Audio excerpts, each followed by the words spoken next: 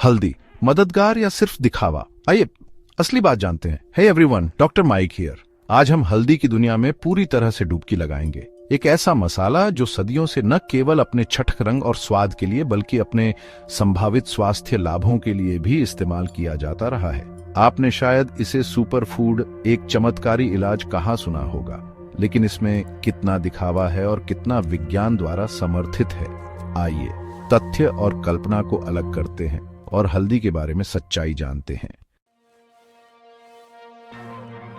मददगार या दिखावा? सदियों से हल्दी का इस्तेमाल। हल्दी वो चमकीला पीला मसाला जिसे हम जानते और पसंद करते हैं, अदरक परिवार के एक पौधे की जड़ से आता है। हजारों सालों से ये पारंपरिक चिकित्सा में, खासकर भारत में, एक प्रमुख घटक रहा है। अब हल्दी का वेलनेस की दुनिया में बड़ा दबदबा है।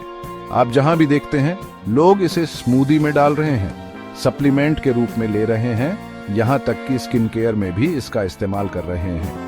लोकप्रियता में इस उछाल का मुख्य कारण करक्यूमिन है।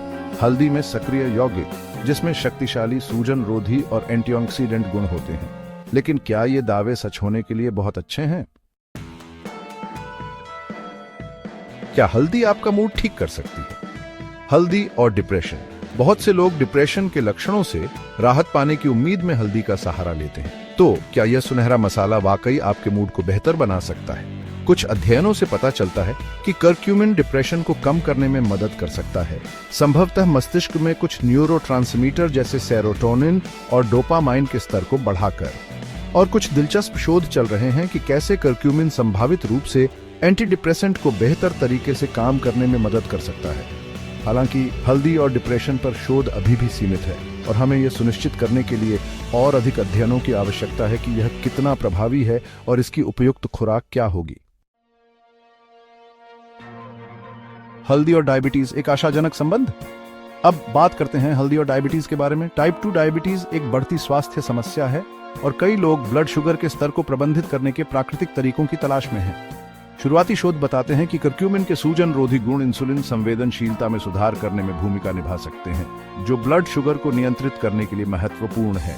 कुछ अध्ययनों, ज्यादातर जानवरों में, से पता चला है कि करक्यूमिन टाइप 2 डायबिटीज को रोकने या इलाज करने में मदद कर सकता है। लेकिन याद रखें, इन निष्कर्षों की पुष्टि के लिए और अधिक शोध, विशेष रूप से मनुष्यों में, की आवश्यकता है। हल्दी बनाम वायरस, क्या यह फ्लू से लड़ सकता है? क्या हल्दी उन परेशान करने वाले वायरल संक्रमणों से लड़ने की कुंजी हो सकती है? आप जानते हैं, सामान्य सर्दी, फ्लू, यहां तक कि हर्पीस भी। तो बात ये है, कुछ लैब अध्ययनों में पाया गया है कि करक्यूमिन कुछ वायरस के प्रतिकृति को रोक सकता है। कुछ शोध बताते हैं कि हल्दी प्रतिरक्षा प्रणाली को बढ़ावा देने में मदद कर सकती है, जो आपके शरीर को संक्रमणों से अधिक प्रभावी ढंग से लड़ने में मदद कर सकता है। हालांकि ध्यान रखें कि यह ज्यादातर शोध टेस्ट ट्यूब में या जानवरों पर किया गया है, इंसानों पर नहीं। इसलिए हालांकि यह आशाजनक है, हमें यह जानने के लिए और अधिक शोध की आवश्यकता है कि क्या हल्दी वास्तव में लोगों में वायरल संक्रमण को रोक या उनका इलाज कर सकती है।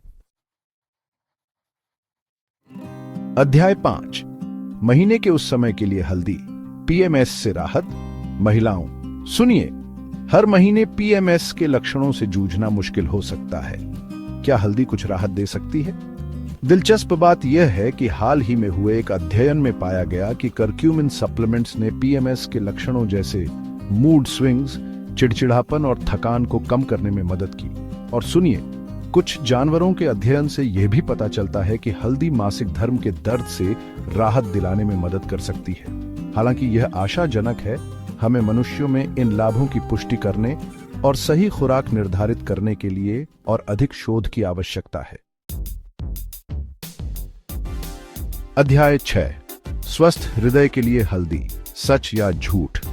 दुनिया भर में हृदय रोग मौत का एक प्रमुख कारण है, इसलिए इससे बचने के तरीके खोजना जरूरी है। कुछ अध्ययन बताते हैं कि हल्दी हृदय स्वास्थ्य के लिए फायदेमंद हो सकती है। उदाहरण के लिए, कुछ शोध बताते हैं कि करक्यूमिन एलडीएल कोलेस्ट्रॉल, जिसे अक्सर खराब कोलेस्ट्रॉल कहा जाता है, को कम करने में मदद कर सकता है, और एचडीएल अच्छे कोलेस्ट्रॉल को बढ़ा सकता है। एक छोटे से अध्ययन में यह भी पाया गया कि हल्दी उन लोगों में दिल के दौरे को रोकने में मदद कर सकती है जिनकी बाईपास सर्जरी हुई है।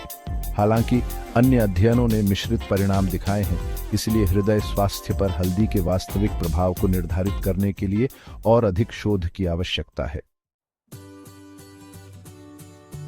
अध्याय 7, हल्दी और अल्जाइमर। क्या यह आपके दिमाग की रक्षा कर सकता है? अल्जाइमर रोग एक विनाशकारी स्थिति है जो दुनिया भर में लाखों लोगों को प्रभावित करती है। इसके सूजन रोधी गुणों को देखते हुए इस बात में रुचि रही है कि क्या हल्दी अल्जाइमर को रोकने या उसकी प्रगति को धीमा करने में मदद कर सकती है। हालांकि हल्दी और अल्जाइमर पर शोध अनिर्णायक है। कुछ अध्ययनों ने कोई खास लाभ नहीं दिखाया है, जबकि अन्य ने कुछ आशा दिखाई है, खासकर शुरुआती दौर में। यह निर्धारित करने के लिए और अधिक शोध की आवश्यकता है कि क्या हल्दी वास्तव में मस्तिष्क स्वास्थ्य की रक्षा करने में भूमिका निभा सकती है। अध्याय 8, जोड़ों के दर्द को कम करना। गठिया के लिए हल्दी। गठिया, जोड़ों के दर्द, अकड़न और सूजन के साथ लाखों लोगों को प्रभावित करता है। क्या हल्दी कुछ राहत दे सकती है?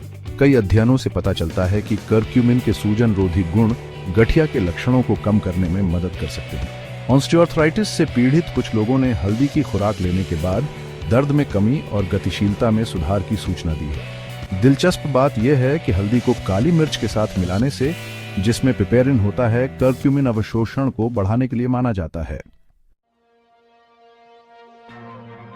अध्याय 9, हल्दी और कैंसर। आशाजनक शोध, लेकिन सावधानी से आगे बढ़ें। कैंसर एक जटिल बीमारी है और शोधकर्ता इससे लड़ने के नए तरीकों की लगातार तलाश कर रहे हैं। अब हल्दी के संभावित कैंसर रोधी गुणों को लेकर काफी चर्चा हो रही है। लैब और जानवरों के अध्ययन ने आशाजनक परिणाम दिखाए हैं, जिसमें करक्यूमिन कैंसर कोशिकाओं के विकास को रोकता है और कुछ मामलों में कीमोथेरेपी के प्रभाव को भी बढ़ाता है। हालांकि यह ध्यान रखना महत्वपूर्ण है कि यह अध्ययन टेस्ट ट्यूब और जानवरों पर किए गए थे, न कि मनुष्यों पर, और इस बात की चिंता है कि हल्दी कुछ कीमोथेरेपी दवाओं में हस्तक्षेप कर सकती है। अध्याय 10, खराब पेट के लिए हल्दी, आईबीएस और उससे आगे। इरिटेबल बोवेल सिंड्रोम या आईबीएस पेट में कई तरह की असुविधा पैदा कर सकता है। क्या हल्दी उन लक्षणों को शांत करने में मदद कर सकती है?